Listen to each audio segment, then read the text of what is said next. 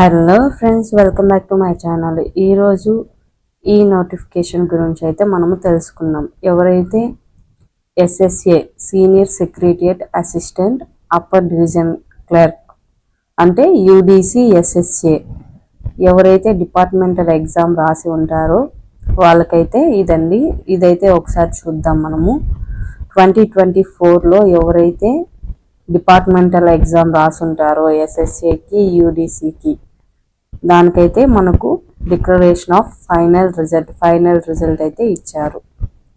ఇక చూడండి, మనకు పార్ట్ 1 సిబిఈ అంటే కంప్యూటర్ బేస్డ్ ఎగ్జామ్ అనేది జరిగింది. అది ఎప్పుడంటే 15/6/2025. ది రిజల్ట్ ఆ సిబిఈ అంటే కంప్యూటర్ బేస్డ్ ఎగ్జామ్ వచ్చి మనకు రిజల్ట్ ఎప్పుడు ఇచ్చారు అంటే 11/9/2025. దాంట్లో 6 క్యాండిడేట్స్ అనే వాళ్ళు క్వాలిఫై అయ్యారు. అంటే వాళ్ళ సర్వీస్ని బట్టి, వాళ్ళు ఇచ్చిన కండిషన్స్ బట్టి 6 క్యాండిడేట్స్ మాత్రమే ఇది క్వాలిఫై అయ్యారు. ఇక చూడండి, ఇక్కడ ఫైనల్ వేకెన్సీ పొజిషన్ ఫర్ అంటే ఇవి వేకెన్సీస్ లిస్ట్.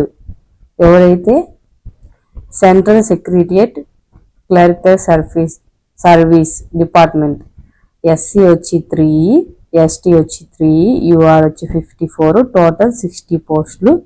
అండ్ అలానే పీడబ్ల్యూబీడీకి అయితే 15 అబోనే, ఇంక్లూడింగ్ 8 అంటే దాంతో కలిపి, అంటే దేంతో విహెచ్ వచ్చి 8, H category 1, OH category 3, PWBD 3.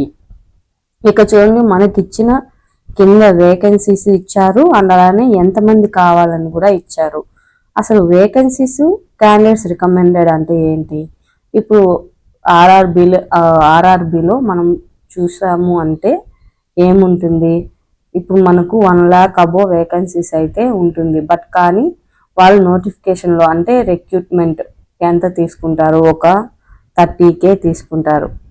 ఎందుకంటే 1K బదులు 30K తీసుకుంటారు. అర్థమవుతుందా? అంటే 1 lakh పీపుల్ చేయాల్సింది కూడా 30,000 దగ్గర కూడా చేయించవచ్చు. అలానే దీంట్లో కూడా చూడండి, మనకు వేకెన్సీస్ అయితే ఇచ్చారు. అన్రిజర్వ్డ్కి 54, ఎస్టీకి ఎస్సీకి 3, టోటల్ 60, పీడబ్ల్యూడీకి అయితే 15.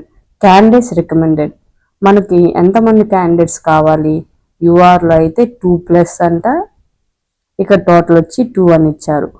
Total marks of the last selected candidate అంటే లాస్ట్ సెలెక్ట్ అయిన కట్ ఆఫ్ మార్క్స్ ఎంత అంటే 178.5.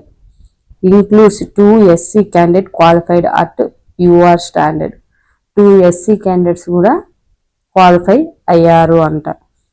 Resolution of tie cases.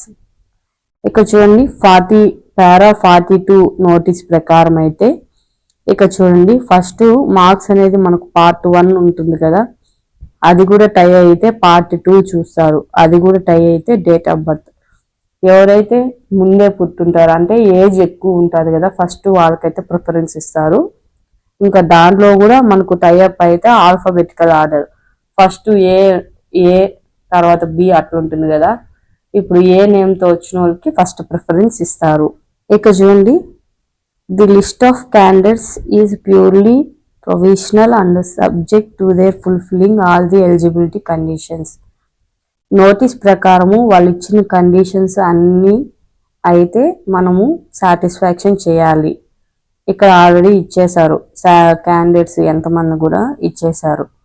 ఇక్కడ చూడండి, reference to their photograph, signature, hand writing ఇలాంటివి చాలా. అంటే మనం అప్లికేషన్ ఫామ్లో మనము జాగ్రత్తగా ఫిల్ చేయాలి. అదైతే గుర్తుపెట్టుకోండి. నెక్స్ట్ టైం అయితే అప్లై చేసే వాళ్ళు కూడా మీరు కేర్ఫుల్గా అయితే అప్లై చేయండి. అలానే ఎఫర్ట్ పెట్టండి. కంపల్సరీగా మీరు ఏ పోస్ట్ అయితే అనుకుంటారో అది ఖచ్చితంగా అయితే మీరు సక్సెస్ అవుతారు. ఇక చూడండి, detail marks of the qualified marks. Qualify అయి ఉంటారు కదా, వాళ్ళ marks non qualify candidates, non qualify అయినోళ్ళు కూడా ఉంటారు. అంటే క్వాలిఫై అవ్వనోళ్ళు క్యాండిడేట్స్ కూడా ఉంటారు కాబట్టి అది కూడా వెబ్సైట్లో పెడతారంట. ఇదైతే మనకు ఇక్కడ చూడండి 16/12/2025 అప్పుడైతే ఈ నోటీస్ అయితే ఇచ్చారు. అండ్ అలానే ఇంకొక ఇంపార్టెంట్ విషయం ఏంటి అంటే దీనికి ఎలా ప్రిపేర్ అవ్వాలి అని బుక్స్ కానీ రికమెండ్ చేయాలి అంటే మీరు వర్క్ చేస్తారు కదా, అక్కడే మీరు ఆఫీస్ సెల్లో అడిగారంటే కన్ఫామ్గా మీకైతే బుక్లెట్స్ లాగా ఇస్తారు. మీకు బయట బుక్స్ అయితే అవైలబిలిటీ ఉండదు వాళ్ళు ఇచ్చిన సిలబస్ ప్రకారము.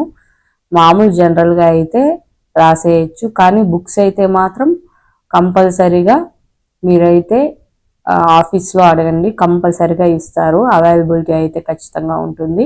దాని ప్రింట్అవుట్ తీసుకోండి. డే బై డే కాకపోయినా వీక్లీ వన్స్ ట్రైస్ ఒకసారి అయితే చదువుకోండి. ఒక 6 months మీరు ఎఫెక్ట్ పెట్టారంటే ఖచ్చితంగా అయితే మీరు అనుకున్న పోస్ట్ అయితే మీరు అచీవ్ చేయగలరు. Thank you friends, thank you for watching. If you like video please do subscribe. And అలానే నా ఈ చిన్ని ఛానల్ కూడా సపోర్ట్ చేస్తున్నారని ఆశిస్తూ థ్యాంక్ యూ, బాయ్ బాయ్.